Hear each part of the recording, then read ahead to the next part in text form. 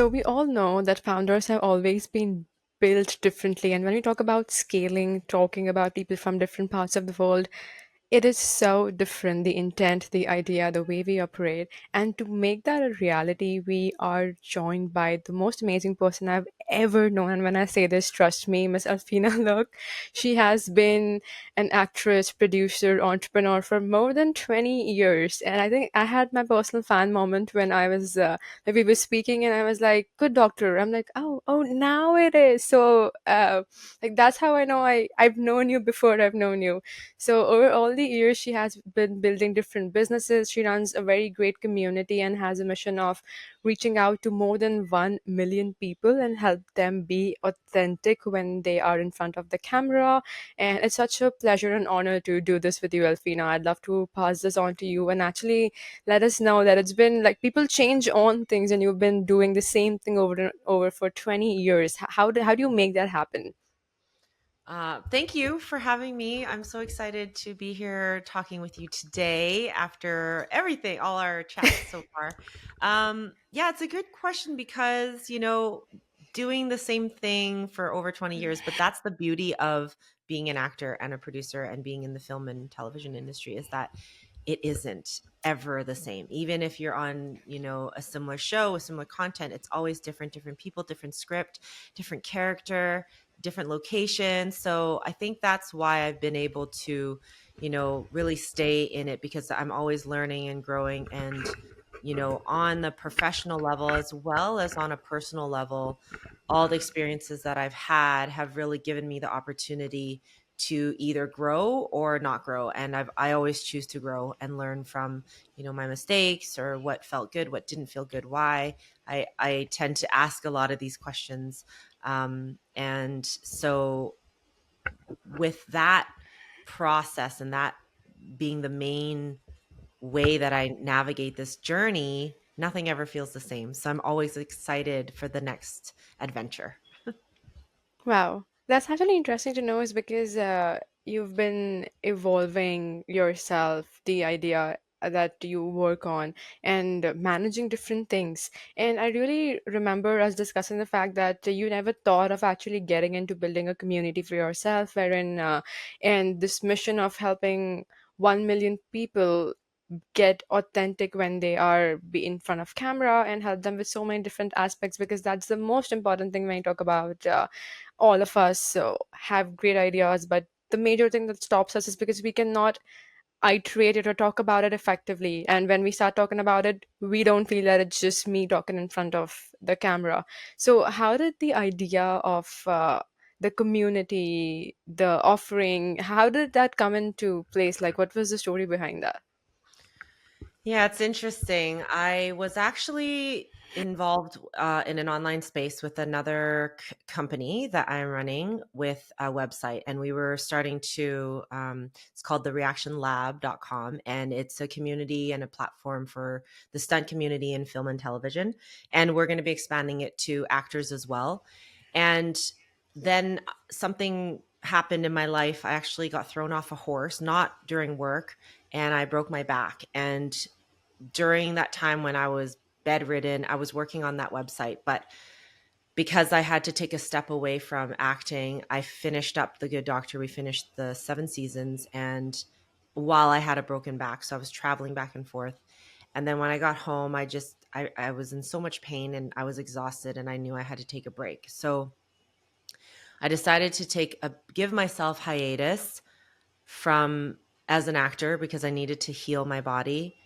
And being an entrepreneur at heart, of course, I always want to be creating something. And so the online space is something I was already familiarizing myself with and, recognizing where, society's going in terms of content and knowledge and sharing, teaching, education. It's all online. So I really wanted to just immerse myself into that. And I found myself landing in school. It's a platform for communities, but also courses. And I really was drawn to it because Alex Ramosi was promoting it at the time. Yeah. And it was fun and they had the school games.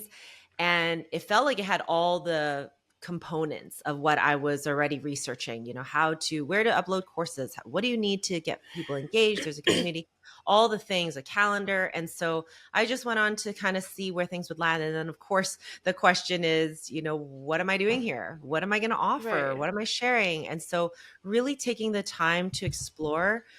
I've said this a lot. In the first few months, I felt like I was a chaotic scientist in a lab, just throwing things at the wall, pouring things in beakers, ideas just exploding everywhere. And some were great and some were not great. But, I had to really just, in true entrepreneur style, just kind of see what works and test it all, leave no stone unturned is really how I was doing it. And I was very new to marketing, sales, all those things is so foreign to me and kind of scary at the time, to be very honest. And so it's taken, I mean, I think we're hitting almost a year of me being online, and I really wanted to also find a different way of showing up for myself, not as an actor. Of course, I'm still happy to promote the projects that I'm involved in, but not so much just, my day-to-day life. I wanted to give something of real value. And it took time for me to talk to a lot of people, ask a lot of questions, find out what people need and what they're looking for, but because there's something for everyone online, but also something that Yeah. aligns with me. At the same time I'm asking the questions of what's my passion? What could I see myself doing for many, many years to come, that's feeding my soul, that's fulfilling when I'm not on set. And to be honest, at that time, I didn't know when that would be, returning to work as an actor and a producer, because I didn't know. It was the first time I ever broke a bone in my body, and I decided to break my back. Um, so I had no idea. I had to kind of let everything go, including my career at that time, so that I could really come to everything with a blank slate, a clean mindset, and allow it to unfold for me. And it was actually really fun to do that, but also exhausting and at moments terrifying. And any entrepreneur knows it's like there's that when you're building something, there's that moment of many moments of like the downward spiral or the doubt, imposter syndrome, all the things I'm not immune to, right? Because I'm human. And also, you know, do I give up? What, this isn't for me. But as soon as those thoughts come, that's when for me I have to keep going, because I am really drawn to finding answers and seeking answers. So there were a lot of questions that I kept asking along the way. So long story short, to answer your question, how I found myself running a community is that's just kind of where everything aligned. And I really enjoyed the process of building something and seeing it come to life and seeing if it resonates with people. And I'll be really honest, in the beginning, I had, the names change, what I was offering change. I would show up in rooms and no one would be there, but I'm like, I'm going to show up anyway because I have to, the Do it. classic, yeah, you build it and they'll come. And so, but it was a great learning process for me to really, also for me to learn what I enjoy in the process. Do I actually enjoy running these calls? Do I enjoy posting, not just in social media, but in a really, what I want to create is a safe place for people, that for them to show up, learn Right. something new, that's for their business, but also for their personal journey, because I think that's you know more important really than anything else, because is our personal journey. Oh, absolutely. I think you've touched on such a major nerve is because, and I think you'd know that better, is because you, when you're into acting, when you're on screen, you're already touching a lot of lives. It's because sometimes the character that you play, that character, sometimes someone might associate so deeply because they would feel that, oh, this is just my story, or the dialogues, or some instances, the relatability when people see that, oh, they start liking you because of the character, of course, at the first point. But when you're bringing that energy into this space wherein, like, giving them their own personal story to talk about. I mean, not just a story that they can associate with, which of course most of the people would have had when they have met you. So when you do that, and how did the transition feel? That is something that I'd like to know. Is because you've played so many different characters, whether that be in Rock and Good Doctor, there are numerous movies that you've worked, television series. So most of the people, those who would be your fans, they would know you from that character's name, that, oh, this character in this particular television series or movie that I have seen. And bringing that, like, disassociating yourself from that identity first, and then bringing them into this world that, I know you love me for what I do, but I would want you to have that personal story for yourself, and that's what I'm here to help you with. So how do you dissociate yourself from all of that, the character building, and then get into a space where they know you as Elfina, like Elfina, and then that person? Just so I understand the question, it's I don't feel like I'm playing different roles, but because it's authentically me showing up as me, Yeah. but from all the experience that I've accumulated. However, that's a really good question because when I first started this, I really separated myself because I had to, in a way, find my identity outside of the actor so that people Right. don't join because they're like, oh, there's the actor. What is she doing? I want Hmm. to join. I actually did a big deep dive on faceless YouTube channels and trying to keep my face out of everything I was doing. And I quickly learned that it was really hard to do that because the whole point of this being authentically you is being able to show up. Yeah. And of course, for people who choose to, maybe that's not what you want to do, and that's okay. But for me, if this is what I'm going to teach or share or mentor, then it doesn't make any sense. So it was a long road for me to do that, to find myself, find my way back to showing up on camera as I am now. But there was quite the unraveling that I had to do for myself to really find who am I when I show up here to do this work inside my community for our members while I'm still the actor, but I'm showing up here now. I don't lose all of that, but I'm not that doesn't define me and it's not my identity.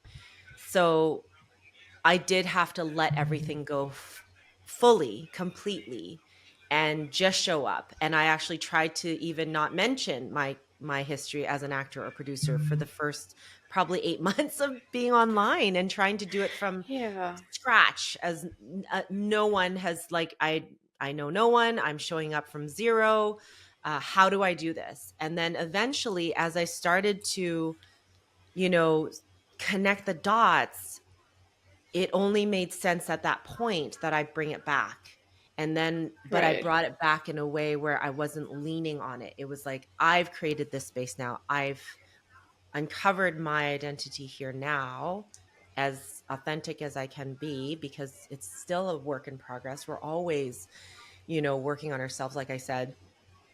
But then from this point, can we be more authentic? It's like the onions of a layer. Yes, there's always another layer you can peel off. How can we be more vulnerable, more raw? And as an actor, that's what we're really going for. How do we be the most vulnerable we can in this character, but then cover it up with all these problems that this character has? And that's what makes it interesting to watch something or watch someone tell a story through a character. And so, in the act of that, I welcomed back the parts of me, the actor, the producer, the businesswoman, the entrepreneur. I welcome those back into what I've built now to support it versus it didn't lead the way and it didn't pave the way, but now it's come back as a part of what I offer, if that makes sense.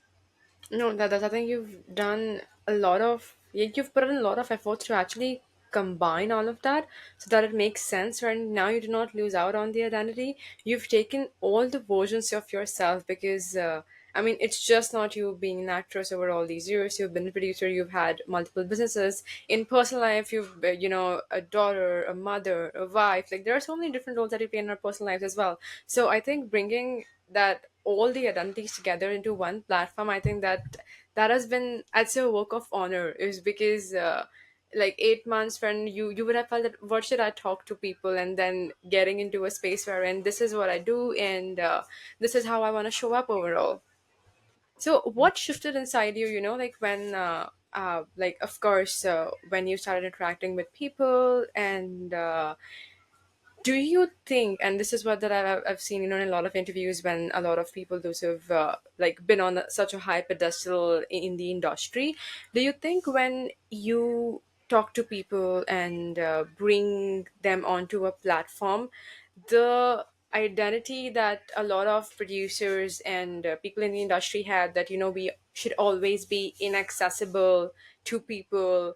Whereas when you are building a community and coming up with all these different digital practices so that we can do better, do you think there's a stark difference into what you are doing and what industry has set its general standards? Of course, I know because I've seen Matthew McConaughey also work with Dean Graziosi, Tony Robbins, bringing his own digital courses on the platform. So he's definitely breaking that rule with you. So what do you think? I mean, there's very few outliers in the industry as of now who are actually bringing the art, the authenticity to people. So is that breaking a norm, or that is like a revolution that you want to bring? Um, that's a good question. I feel like I am not a celebrity. I'm a Canadian actor who has worked and has been on screen, and I've had the honor to be a part of such amazing projects along the way. Sometimes I'm recognizable, and other times I'm not. I love my privacy. So, yeah, it's a good question, and I think where it lives, because I have had to ask that, because I have, of course, um, I do get fans who message, which I appreciate because I love that when people watch a show and are supportive, and I always like to reply. I think that there's enough people out there who have not seen me, and I can just meet them as a fellow human. And from that place, we can choose or not to grow together. Um, and if someone comes into my world and there is a bit of that energy, I guess, you mentioned it earlier, you had a fanning moment, but I have my fanning moments too with others. And I think that as long as there's respect and, um, you know, a professionalism in there, I think it's for the most part it's okay. I have had scenarios where it doesn't feel okay, and I have a radar, so I'll know, and then I just don't engage, or I thank them and move on. And that's enough too. And I think that it has not been a problem. I know for others it could be a lot worse, but I'm quite intuitive in that regard and protective of myself and my energy. So, and that's what I want to create inside our community, is somewhere safe to have people show up where those kinds of things won't happen. From what I'm hearing from you is right, that that barrier. And I think if we can break down the barrier, which is what social media started to do when it was created, right? We can actually see these celebrities for what are they doing in their real lives, and which is cool. But there's still a level of respect and privacy that we should honor. And so in our community, if something doesn't feel right, our team can always remove someone, and let them know why if something doesn't feel right. But I think that just goes with anything. It's just in any community, if there's a level of disrespect or energy that doesn't feel good, they are, they can definitely reserve the right to remove someone, because it's a collective. And we have to take care of our members and make sure that everyone feels safe and feels that the space is taken care of. And that is something that I enjoy doing, and curating and making sure that, yeah, this is one of the aspects of making sure that this community is safe. I have had to remove people for those reasons, and I have no problem doing it. And I think it's important and a part of the process. And being, an entrepreneur, a builder, a leader, these are things that we definitely have to be aware of to a high degree. Yeah. So, and I get that, like I so much agree with you because, we've had that discussion wherein you did mention to me once that it is so important when you are working with someone in a one on one setting for you and their energies to match. Is because if you don't feel it, or you feel that the intent why they're associating themselves with you or why they're working with you, if that is not aligned, if that is not matching, probably it's not the best that you or them should be working, and just leave it then and there. So I really admire that thing in general, when you've been doing all of that. So how do you actually identify it? Because I previously we used to talk a lot about healing the artist within as well. That used to be something that you used to do. So what are your three main areas when you find it for yourself that okay, this is the person I want to work with, this is not the person I want to work with, and this is what my energy says that to me. Is because so many times we're so disassociated with the inner part of ourselves. So how do you know these are the three aspects that I need to know, that if they are there, I want to work, if they're not there, I don't want to work? Yeah, in my VIP program, I always have a call with someone, and it's usually someone who's already in our other programs before we can work together on that level. And it's important because I want to make sure that the energy aligns, and that also I know that I can help them because I can't help everyone, and everyone has resonates with different types of structure and mentorship and teachings. So for me, it's really important to make sure that all of it feels aligned, the language, the communication feels good, and the dynamic, and you're on the same page and you're going for the same thing and you have the same goal. Because if you are not seeing things eye to eye, I think that there probably is someone better for that person. For me, it's a lot of intuition, and I've been doing this a long time. So I just have, things that I almost can't even articulate, because it's so ingrained in me to feel that this feels good. Again, it's those questions, but I've been doing this for so long that those questions are being asked all the time. So I'm constantly processing, you Right. know, which is what we did in the beginning when we were talking about potentially working together as well. Yeah. So yeah, it's very important for me to make sure, and it's not just on my side, it's for the other person and making sure that it feels good for them. Because if it doesn't, it's if it doesn't fit for them, why force, a square peg into a round hole, I guess. Yeah. Uh, Actually, like when you said that, initially you have had multiple touch points with people previously, when you know that, these are like it's working or it's not working, and to actually get a deeper perspective, it's a skill, or I'll say something that you've been building over the years. It's, I wouldn't say that, it's just something that you got into the online space and you realize that, oh, this is the deeper sense of it, but it's been a practice of years because you've been in the industry. So was there a moment when you actually realized that the entertainment world wasn't aligned with who you are as a person? Oh, I think there were many, many moments of that over the course of the 2 decades, all the time. Especially in the beginning, I was like, what am I doing? Because the industry is can be very hard to navigate, right? And I come from learning it all on my own. I don't have people in my life, or had people in my life that knew this industry. So I had to learn everything, the business side, the creative side, all of it. And in the beginning, it's like a roller coaster, right? And you don't know what you're going to get. And um I think that it was those moments where I asked that allowed me to then continue to dig deeper and finding the why. And to be very honest, why I show up for it now is very different, even after, especially after the back accident.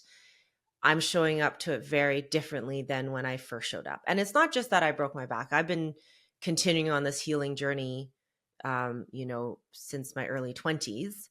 And that's my podcast. That's really where we dig deeper into the healing the artist within. It's also called Authentically You, but healing the artist within. I don't know if that's when we met, if it was called that. It Yes, it was. was called that. Yeah, Wow. yeah. Okay, so we've been working together for a while. So yeah, and because that's what I felt called to, as my passion. But then over the course of being the chaotic scientist, I merged, who I am and who I was to who I am now. And then that's when Authentically You was risen. It was already a part of a program that I offered, a workshop, but then it just made sense that that became the brand. And so in my podcast now, which is also going to be on my YouTube channel, that's where I speak more on that side of things. And it's all related to the on-camera confidence and the content creation and showing up on camera. But it's for those who really want to dig deeper into the work, because everything comes from somewhere. So it's up to us if we choose to ask the questions that, you know, I use this analogy, the snake head, with my daughter. So it's like, it's, do we want to find the origin? And in order to find it, the snake head, we see the tail dangling, but then do we go and find it? And to get to it, you have to, it's scary. You don't know where it's going to pop up, and how it's going to show up or snap back at you and be like, or triggering. But if we do, what we uncover for ourselves is miraculous. And that's what I've witnessed even longer than the 20 years of being, in the industry. So, I forgot the question. And I think you answered a very detailed aspect of it. And to get into the detail of it, I'd love to know, what does it actually entail when you are trying to build a community, and you like what are the exact gaps that you're trying to fill, that why authentically you, why healing the artist within, like what are first the personal experiences that shape this, and second, at this point in time wherein we know that attention is a currency, followers, and like the currency is very different to the currency that we talk about. So how are you, like what was the personal experience that shaped you getting into this field, and why do you think this is the most important thing right now? I think it was something that I knew years ago when I asked the first time I asked the question, I want to show up online. What am I going to do? I think it was like 3 or 4 years ago that I was like, "Oh, how do I want to show up?" Not just as not just as an actor posting, what I'm doing on set. Although that's fun and I know people like it. I wasn't drawn to doing that. And so it was really like, what is the most important thing that I feel like is valuable to people? And this is me, right? It could be different for everyone, but from what I've seen and experienced and also received the help from others who have helped me on my path is getting down to the real truth. And when you get down to the real truth, the truth is the truth is the truth. There is no denying the truth. Um, so now, even more than ever, because of the influx with AI and content. I mean, I use AI as a tool as a business owner. It's very important to help me with efficiency and productivity. However, because there's so much, even my husband, he's showing us these videos and he's laughing, and I'm like, it's AI. I've seen the same thing done with 10 different dogs, the one with the dog in the shower. And he doesn't have the same filter as I do because he doesn't spend as much time online. Yeah, So, uh, so I feel like the thing that really breaks through is needed, that we need, is authenticity, because ultimately we still need human connection. Without human connection, there's a lot of other issues that can arise, and we saw that after COVID with the influx of you know yeah, suicide rates, people who need therapy and who had to face themselves. They were isolated, they were alone, and they had to face the dark things that, in this world right now is easy to not have to face, because we can easily distract ourselves with our phone, the next video, swiping up.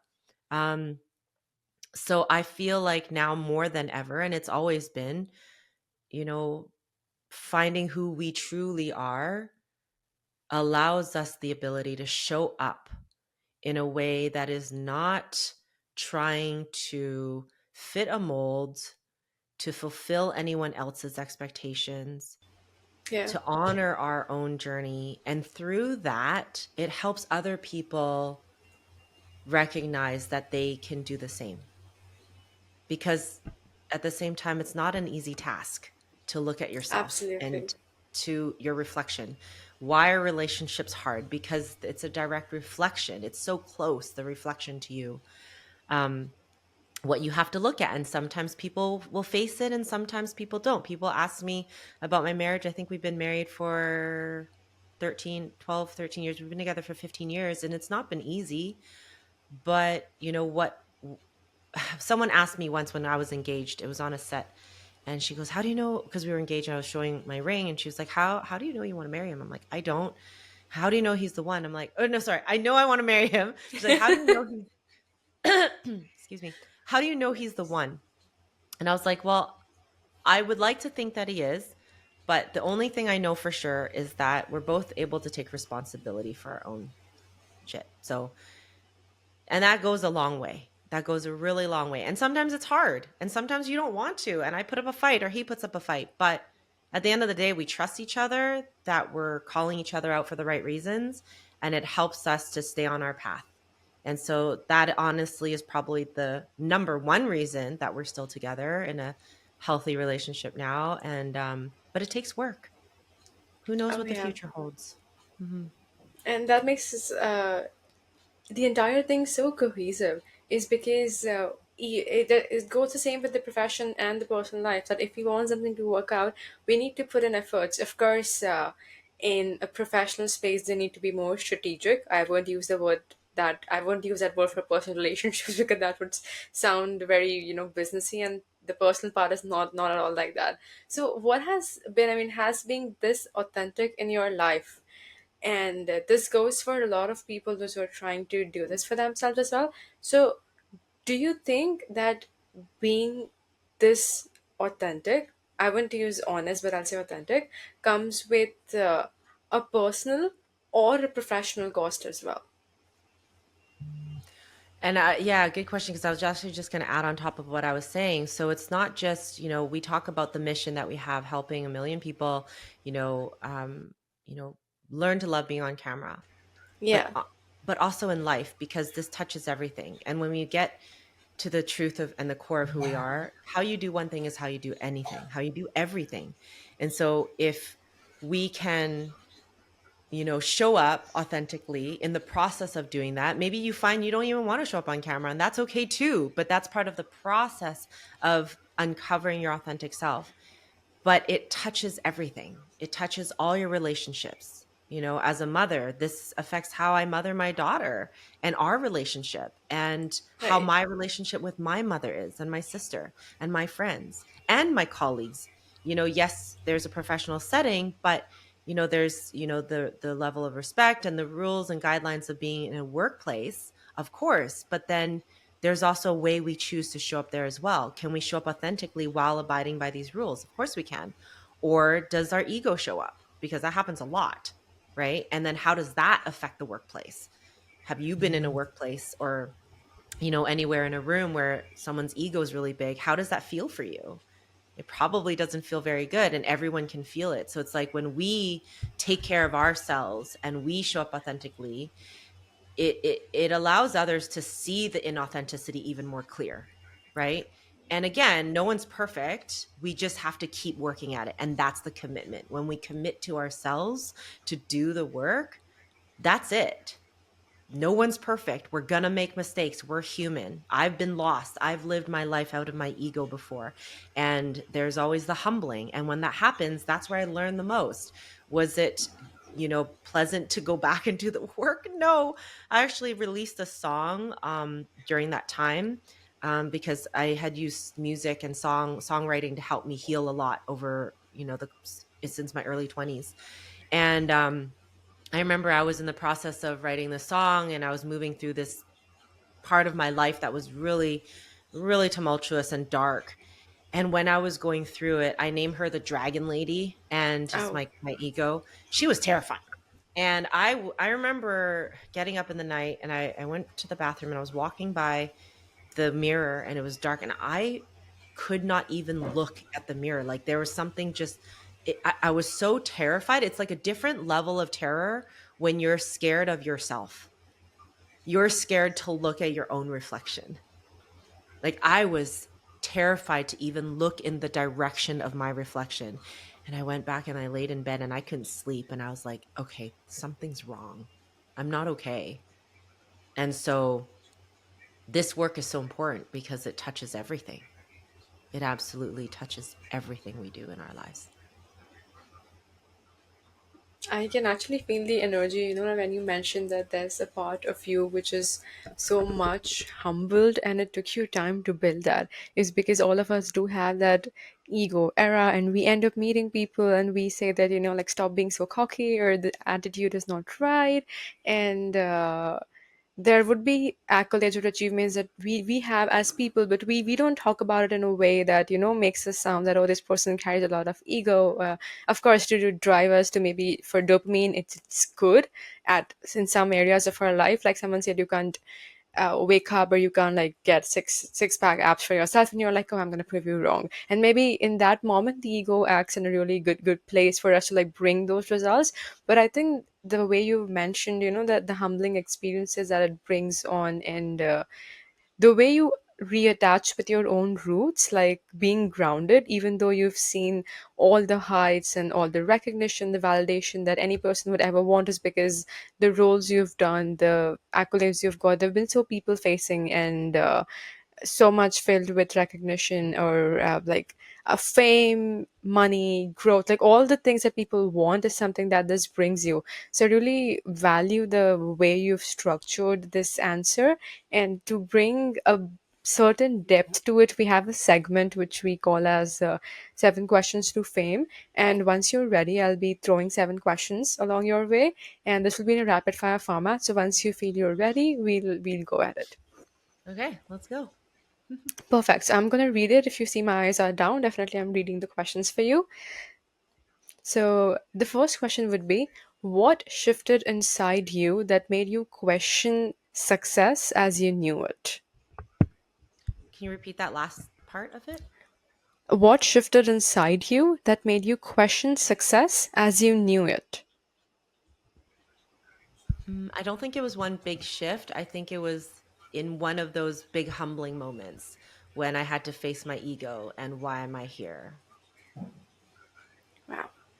When you started building the community and this authentic space, what gap were you hoping to fill in, yourself or in others? Something that was fulfilling for me, that fed my soul, and something that I knew could connect to others and help them on a deeper level, not just on a surface level. Wow. What does it take to lead a community where vulnerability is the currency?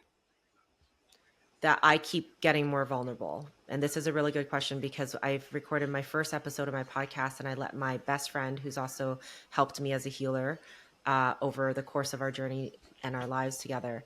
And she's like, you're beating around the bush. You got to get more real. And she was right. Just like my music producer said to me, he's like, go for the jugular.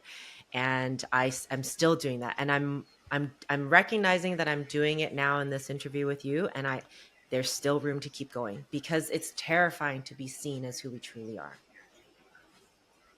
Wow. So, if you could talk to a younger version of yourself 20 years down the line, what is one thing that you would tell her now? It's going to be hard and you're going to be able to get through it, but it's going to be hard. Wow. In one line, what does being authentically you mean today to you? What does authentically you mean to me? It's an opportunity to embark on the journey of self love and what that actually means and what that actually looks like and what life could actually be if we face the hard things that we're willing to face. It's crazy. What is one performance or series or movie that you're most proud of?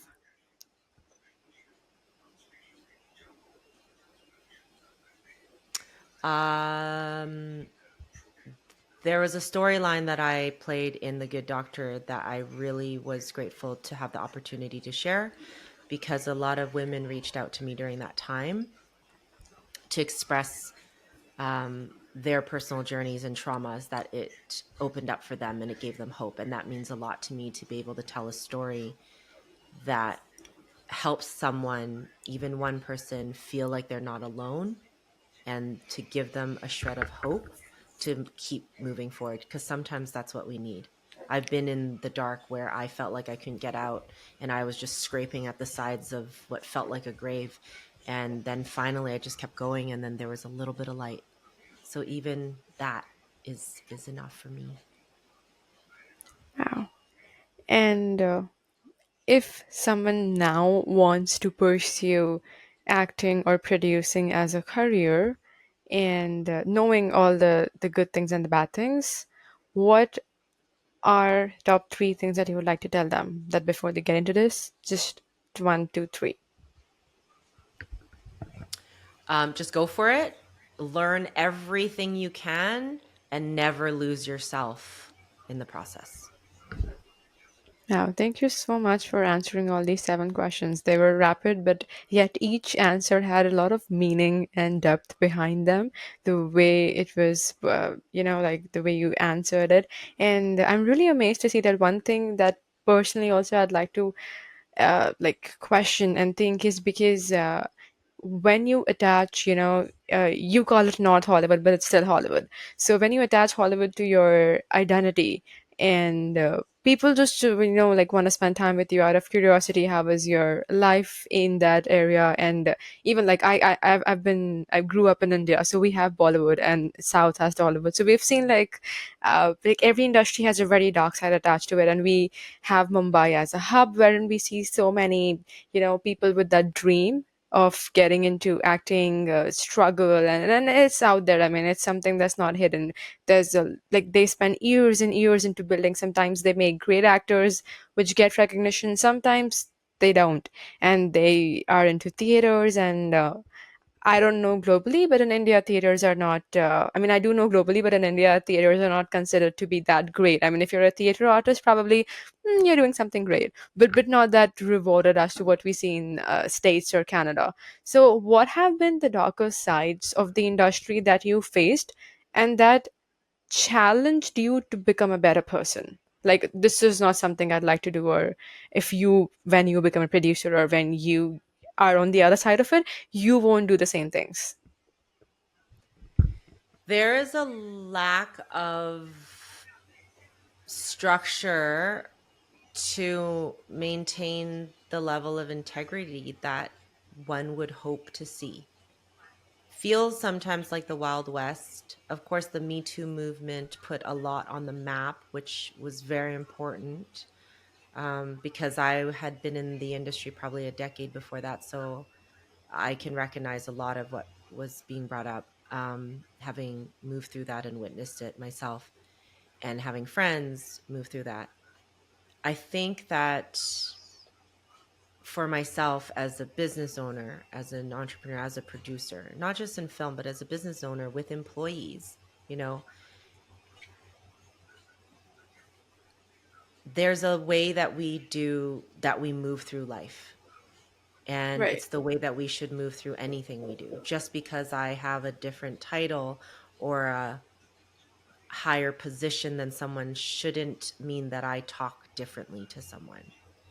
So, yes, the word respect is like a blanket word, but I feel like the word integrity might be a better fit here because, you know, the children are our future, right? And so we want to treat everyone equally. And what's that saying? It's like, it's not how you treat a man when you're down or something, or how it's how you treat them when you're down. Yeah, not how you treat a man when they're down, but how you treat a man when you're down. It's like no matter, everyone's going through something. Everyone is going through something. We have our lives, so we always have to give grace.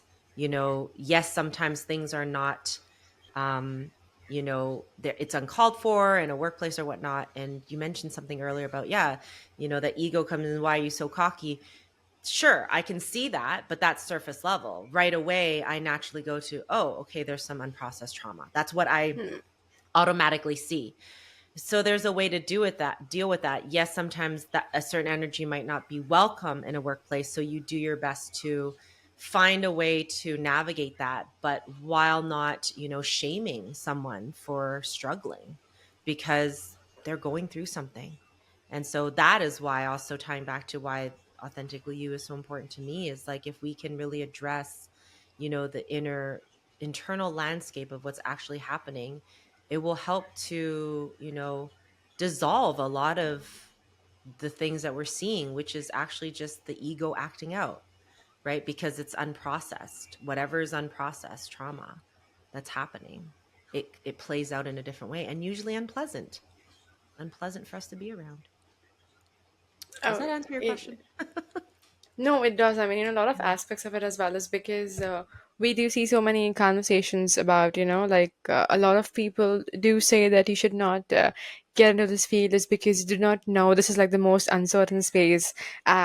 Saw this interview wherein someone said that now, I mean, not about 20 years ago, but now if someone's trying to break into the industry, it's more difficult because it's like you're playing on crypto. Crypto still has higher chances of getting a revenue, but this doesn't. And do you think that still holds true when you talk about the British Columbia, Vancouver, sets over there, LA? So, what do you think? I mean, is it actually true, or is it being said because people don't want a lot of influx of talent into the industries? Because now it's so commercialized. I mean, it's not just the big films like there we have different apps when you have short films, you have YouTube, you have different forms of creation. Like we are now also I mean, you've been a veteran actor, like it's been 20 years, but now we are also having a community when we are actually helping people. So there are so many verticals that we can utilize to get into the space. So do you think it's still difficult, like the barrier of entry is that hard to push in? Into film and television? You Yes. mean? Great question. You know what? I've been through it all, and I would say just keep going. Like I said earlier, I was told in the very beginning that they only want Lucy Liu Asian actors. So Oh. I was like, I'm not her. So what do? I just kept going. Then I was told that, oh, great, this is now the time that all Asians are wanted, right? Or it's really hard they don't want Asians right now. Whatever it is that is happening in society, it responds to. I remember the Hallmark situation, and I was hired as an Asian character, with a very interesting name. And people on set said, really glad you're here, and everyone knew I was there because I was a token Asian, because there was something to fulfill. I get it. I'm grateful for the job, but that's why I was there. And so, and then, there were other boxes to tick, to become inclusive as productions,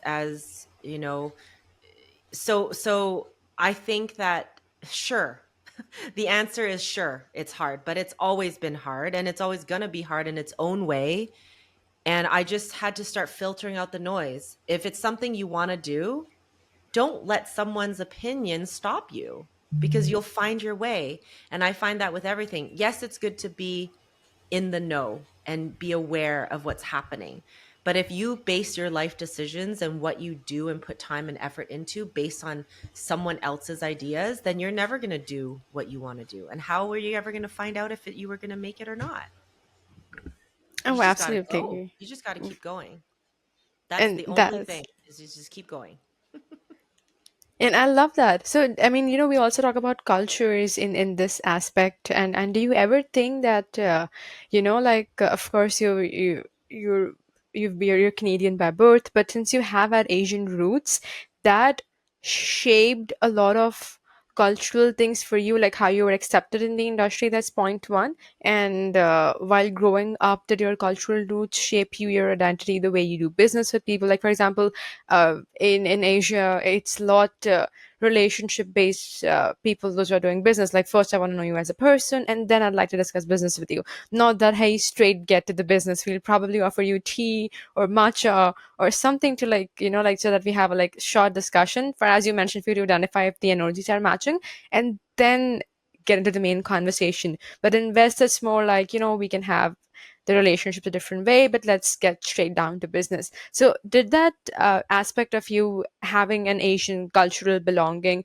shaped your career into and your personal life as well? 100%. 100%. I started in the industry with blonde dreadlocks in my hair, and then I cut them off when my mom had cancer. And then I started getting different roles because I now had the black hair as an Asian. So I started to finally embrace. I mean, when I was growing up, I wore blue contacts and I dyed my hair blonde because I was surrounded by media, and that's what I thought I was supposed to look like. So I tried to fit the mold. I did a show in Toronto, and it was a show that was, one of the first all Asian cast.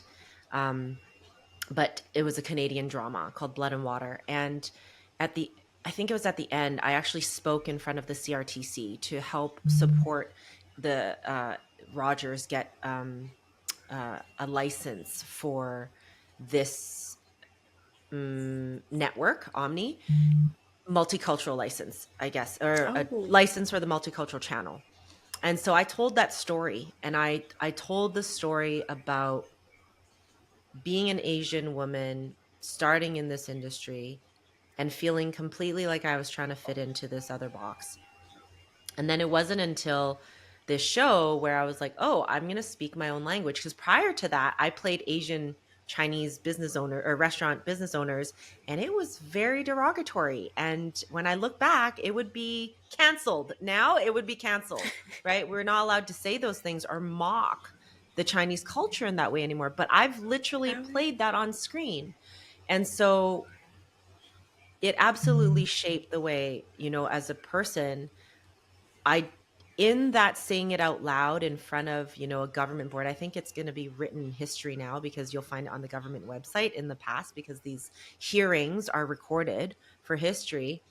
Um, I said it out loud to them and recognized how important it is to actually have the ability to for people like me of a minority at the time, to recognize that it's okay to see ourselves. And I found myself starting to finally embrace the fact that I speak Chinese, I speak Cantonese, I speak Mandarin, I'm Asian, I come from an Asian culture, strict parenting, and you know what, I'm proud of that. And to be very honest, I was always ashamed of it. I tried to do everything to not be Chinese. I experienced a lot of racism when I was younger. I would be called all these different names growing up. And you learn to block it out, but it still hurts and it's still there and it affects who you are. And so 100% it helped me embrace who I am. And I didn't grow up on one show as a character from a child to an adult, as I only started as an adult. But if I look back on the experiences and characters I played as a specifically an Asian character, it has definitely evolved over time. And so that I carry that with me as well.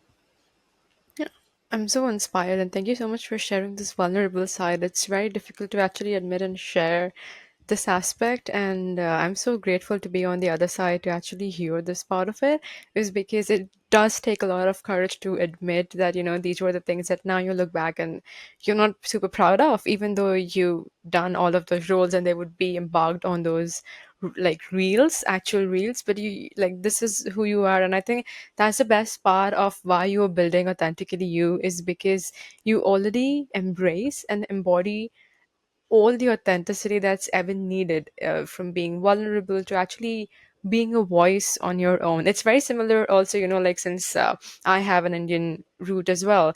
And like whenever it's been like years I have been working with people, those are in West, and been into all these multicultural dimensions as well. But there are some stereotypes which are not true. I mean, like Indian eats a certain way. I mean, no, we don't eat a certain way. That's not true. So or like, the way you pronounce things, it's I'm like, no, you see so many people, those who are Indians, Indo-Americans, Canadians, they speak just the way you do. I still remember I was in Thailand and we met an Australian like family, and we worked together for like almost a week and a half. And she comes to me and she says, you don't look Indian. I'm like, of Mexican, someone like some different. I mean, I've heard Mexican a lot of times, so maybe that. She's like, oh, no, no, no, no, not that. I mean, of course you can say that, but no, we used to think that Indians cannot talk nicely to people, like it will be difficult for you to interpret me, or for. I'm like, what's wrong with you? We study in this language. Like, if I say we are bilingual, so you can say because this is the first language, like the entire country has their entire course books in the language that's English. Now you can have Canadian English, American English, Australian English, British, but we were colonized for like almost 200 years. So that's how the course curriculum looks like. Of course, they would have different accents. That's a different thing, but that's a language everyone knows. I don't think if you would ever visit the country, you can face language. If you like, for example, I speak Hindi, people in South don't speak the same language, you won't face that issue. And that's how it shaped up. And I was like, oh, that's like a nice it's a big stereotype. It's not true at all. So I completely feel, and like to mix and mingle, you feel you need to like act a certain way, but you cannot change the way you look. A few things you can never change. I mean, should I like cutting your hair or doing something that makes you look more gelled within the crowd, but that's then again you losing your authenticity or your own identity. And then when you look back 10 years down the line, you won't be able to remember who you actually were. Is because you started as X and you changed so much that you don't exactly know who you are now. So I love the way you've pictured this, and it does associate with personal life as well, like an instant in my personal life. So one thing that we have, like I'll say another case that we do, it's called 90 seconds to teach me something. So if I give you 90 seconds to teach me something, what is something you'd like to talk about or teach me? I would say, but does it have to be a specific topic? You can structure it the way you like. So, something to teach. I would say that the more you're willing to look inwards to yourself, the more it's going to help you have clarity and growth outside of you. But it's also important to have people around you that see the truth, because if we surround ourselves with people who are in that other mindset, we just get pulled into that. So, who you surround yourself with is so important to your journey, because if you are surrounded by the wrong people, you wouldn't even be able to see outside that there is another world, you know, outside of what you know. And I see that a lot. If someone doesn't have the support that they need, and they might not even know what it is they need, then they're going to struggle, and myself included. And I think that that's one of the hardest things, is when people don't have the right kind of support and they don't even know how.